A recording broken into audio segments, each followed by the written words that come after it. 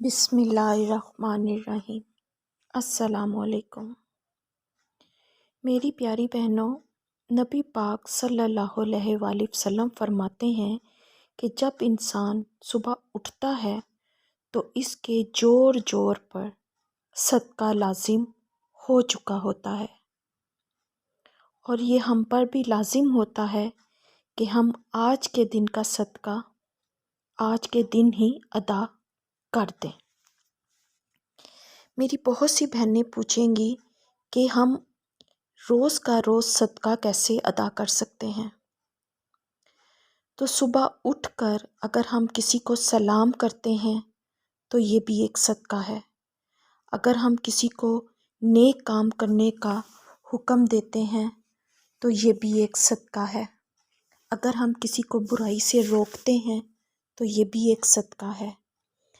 راستے سے ہم کوئی ایسی چیز، کوئی پتھر، کچھ ایسا چیز جو راہ چلنے والوں کو تکلیف دے سکتی ہے، اس کو دور کر دیں تو یہ بھی ایک صدقہ ہے۔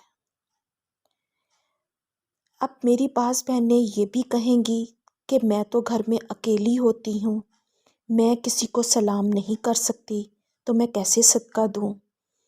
میں کسی کو نیکی کا حکم اور برائی سے نہیں روک سکتی تو میرا یہ صدقہ کیسے ہوگا؟ میں گھر سے باہر بھی نہیں جا سکتی تو میں راستے کی رکاوٹ کیسے ادا کروں؟ تب بھی میں اپنے جسم کا صدقہ کیسے ادا کر سکتی ہوں؟ تو میری پیاری بہنوں، اللہ تو سب کا ہے، لہٰذا اللہ تعالیٰ نے چاشت کے 2 رکعت نفل ادا کرنے کو آپ کے سارے دن کے صدقات کا درجہ دیا ہے۔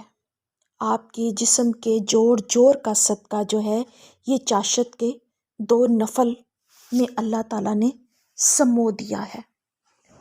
یہ چاشت کے نفل آپ 2 بھی ادا کر سکتی ہیں، 4 بھی ادا کر سکتی ہیں، اور زیادہ سے زیادہ 12 رکعت بھی ادا کر سکتی ہیں۔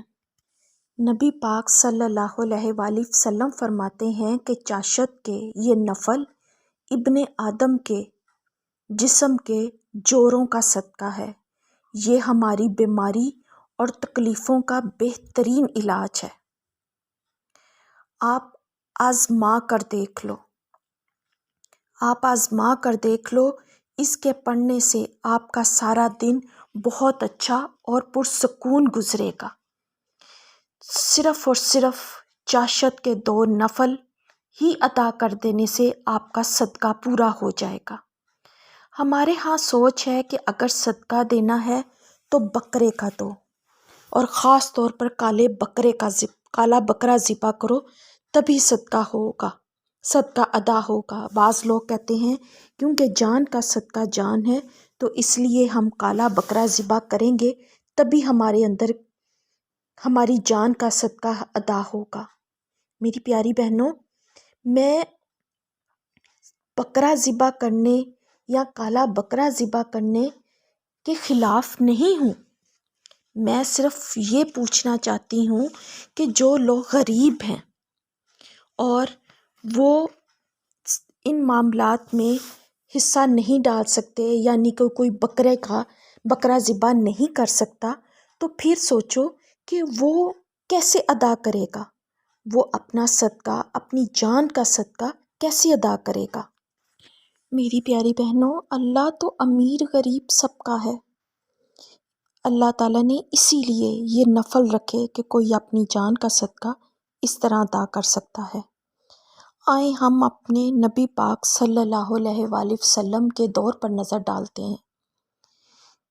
جب کوئی بیمار ہوا یا کسی کو کوئی پریشانی آئی، کوئی تکلیف آئی، تو کیا آپ نے کوئی ایسی حدیث یا سنت نظر آتی ہے جس میں آپ صلی اللہ علیہ وآلہ وسلم نے فرمایا ہو کہ اس تکلیف سے، اس بیماری سے، اس پریشانی سے بچنے کے لیے صدقہ بکرے کا کرو، اور وہ بھی کالے بکرے کا صدقہ کرو؟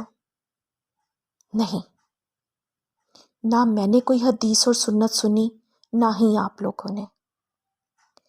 بہنوں، میں ایک دفعہ پھر کہتی ہوں کہ میں بکرا صدقہ کرنے کے خلاف نہیں ہوں، اللہ نے اگر آپ لوگوں کو توفیق دی ہے اور آپ صاحب حیثیت ہو تو آپ بکرا ذبح کر کر غریبوں کو کھانا کھلاؤ. یہ بے شک ایک صدقہ ہے، بھوکے کو کھانا کھلانا ایک صدقہ ہے. لیکن صرف یہ سوچ لینا کہ بکرا ذبح کر کے ہی ہماری پریشانیاں دور ہو سکتی ہیں یا ہماری جان کا صدقہ ایک بکرے کو ذبح کر کے ہی پورا ہو سکتا ہے، میں اس سوچ کے خلاف ہوں. آپ کسی کے گھر راشن ڈلوا دو، کسی کو کپڑے دلوا دو، کسی بیمار کی دوائی لا دو، کسی بچے کی فیس عطا کر دو. میری بہنوں، یہ بھی ایک صدقہ ہے، یہ بھی صدقے میں شامل ہوگا. کسی کی طرف مسکرا کر دیکھنا بھی صدقہ ہے، کسی کے ساتھ ہنس کر بات کرنا بھی صدقہ ہے، کسی کا دکھ سننا اور اس سے ہمت اور حوصلہ دینا بھی صدقہ ہے. میری بہنوں، آپ صدقہ کرنے کی نیت تو کرو. اللہ صرف امیروں کا نہیں، غریبوں کا بھی ہے. وہ یہ نہیں کہتا کہ میری راہ میں روپیہ پیسہ خرچ کر کے ہی تم مجھے خوش کر سکتے ہو. اگر ایسا ہوتا تو جنت تو صرف امیروں کی ہوتی، کیونکہ وہ مال و دولت خرچ کر کے اللہ کے نزدیک ہو جاتے اور اللہ انہیں جنت میں لے جاتا. نہیں، اسی طرح اللہ کے نزدیک کیونکہ امیر غریب سب برابر ہیں، تو اللہ تعالیٰ نے اسی لیے نوافل کا علم دیا ہمیں، اور ہمیں بتایا کہ ہم بنا کچھ خرچ کیے اپنے نفس کو مار کر، اپنے شیطان کو جو ہمارے اندر ہے اس سے دھکا دے کر اللہ کے نزدیک ہونے کے لیے ہم نوافل ادا کریں تو ہم اللہ کے نزدیک ہو جائیں گے. اپنی جان کا، اپنی پریشانیوں کا اس طرح ہم صدقہ دے سکیں گے. چاشت کی نماز پڑھنے سے پورا دن اللہ تعالیٰ کی کفایت ملتی ہے. نبی پاک صلی اللہ علیہ وآلہ وسلم فرماتے ہیں کہ اے ابن آدم، کیا تم اس بات سے عاجز آ گئے ہو کہ تم دن کے ابتدائی حصے میں 2 یا 4 رکعت پڑھو اور اللہ دن کے آخری حصے تک تمہاری کفایت کرے، تمہارے سارے معاملات آسان ہو جائیں. جو یہ رکعت ادا کرتا ہے اس کے سارے معاملات اللہ کے سپرد کر دیے جاتے ہیں. یوں لگتا ہے جیسے آپ نے اپنا سارا بوجھ اتار کر رکھ دیا ہے، اب اللہ اور وہ میرے معاملات جانے. میری بہنوں، اس کی مثال میں کچھ اس طرح دوں گی کہ جس طرح ایک بچہ اپنی ماں کو ساری پریشانیاں اور تکلیفیں بتا کر بے فکر ہو جاتا ہے کہ اب ماں ہے نا، وہ سب سنبھال لے گی. یا یوں سمجھو کہ باپ سے کسی بات کی اجازت لینے کے لیے، اس اجازت کے لیے ہم اپنی ماں کو آگے کر دیتے ہیں کہ اماں ابو سے اجازت دلوا دو، اور ہمیں یقین ہوتا ہے کہ وہ اجازت دلوا ہی دے گی. کیسے؟ یہ اس کا معاملہ ہے. اسی طرح ہمیں بھی اللہ پر یقین رکھتے ہوئے چاشت کے نفل 2، 4، 8 یا زیادہ سے زیادہ 12 پڑھ کر اس یقین کے ساتھ میری بہنوں پڑھو کہ آج مجھے کوئی پریشانی نہیں آئے گی. اگر آ بھی گئی تو اللہ ہے نا، وہ معاملات میرے سنبھال لے گا، کیونکہ میں نے اپنے معاملات اللہ کے سپرد کر دی ہیں، اور جو معاملات اللہ کے سپرد کر دیے جاتے ہیں وہ بے شک حل ہو جاتے ہیں. یہ بات صرف زبان سے ہی کہنا کافی نہیں ہے، بلکہ اس پر یقین رکھنا بھی ضروری ہے. اللہ تعالیٰ ہمیں اس یقین کے ساتھ نوافل پڑھنے کی توفیق عطا فرمائے کہ ہمارے سارے معاملات اللہ ضرور اور ضرور انشاءاللہ تعالیٰ حل فرمائے گا. اللہ تعالیٰ مجھے اور آپ کو سب کو اللہ پہ کامل یقین رکھنے اور چاشت، اشراق اور اوابین کے نوافل ادا کرنے کی اور فرض نماز ادا کرنے کی توفیق عطا فرمائے. آمین ثم آمین. آج کے لیے اتنا ہی.